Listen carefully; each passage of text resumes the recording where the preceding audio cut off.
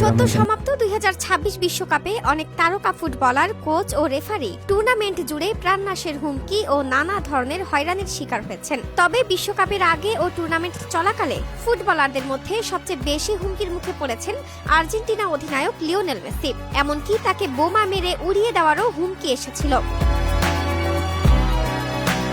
যুক্তরাষ্ট্রের কেন্দ্রীয় গোয়েন্দা সংস্থা FBI ও অংশ নেওয়া দেশগুলোর পুলিশ বাহিনীকে নিয়ে গঠিত আন্তর্জাতিক পুলিশ সহযোগিতা কেন্দ্র IPCC বিশ্বকাপ জুড়ে প্রতিদিন নিরাপত্তা বিষয়ক প্রতিবেদন তৈরি করেছে। সেই গোপন নথির একটি অংশ প্রকাশ করেছে স্পেন ভিত্তিক সংবাদ মাধ্যম প্রেন্সা ইবেরিকার অনুসন্ধানী অপরাধ বিষয়ক চ্যানেল। সেখান থেকেই এসব তথ্য জানা গেছে।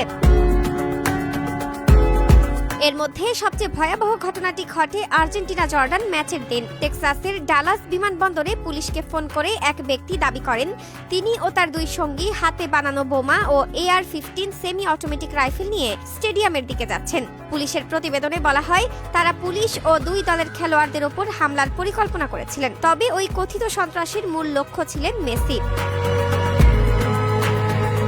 আর্জেন্টিনার আরেকটি ম্যাচের আগেও ছড়িয়েছিল বোমাতঙ্ক। মিশরের বিপক্ষে ম্যাচের আগে সামাজিক যোগাযোগ মাধ্যম এক্সে এক ব্যবহারকারী লেখেন, আমি আটলান্টা স্টেডিয়ামে ঢুকতে যাচ্ছি, নিজের শরীরে 4টা বোমা বেঁধে উড়িয়ে দেব মেসিকে। ম্যাচ চলার সময়ও পুলিশ হেডকোয়ার্টারে ফোন আসে। বলা হয় স্টেডিয়ামের 3টি ডাস্টবিনে 3টি বোমা রাখা আছে। এরপর বিস্ফোরক বিশেষজ্ঞ ও প্রশিক্ষিত কুকুর নিয়ে পুরো স্টেডিয়ামে ব্যাপক তল্লাশি চালাতে হয়। তবে হুমকির সংখ্যার দিক থেকে সবাইকে ছাড়িয়ে গেছেন ফরাসি রেফারি ফ্রাঁসোয়া লেতেক্সিয়ার। আর্জেন্টিনা ও মিশরের মধ্যকার বিতর্কিত ম্যাচের পর তার ব্যক্তিগত হোয়াটসঅ্যাপ নম্বরে প্রায় 6000 হুমকিমূলক বার্তা পাঠানো হয়। এসব বার্তার সিংহভাগই ছিল মিশরীয় নাগরিকদের কাছ থেকে।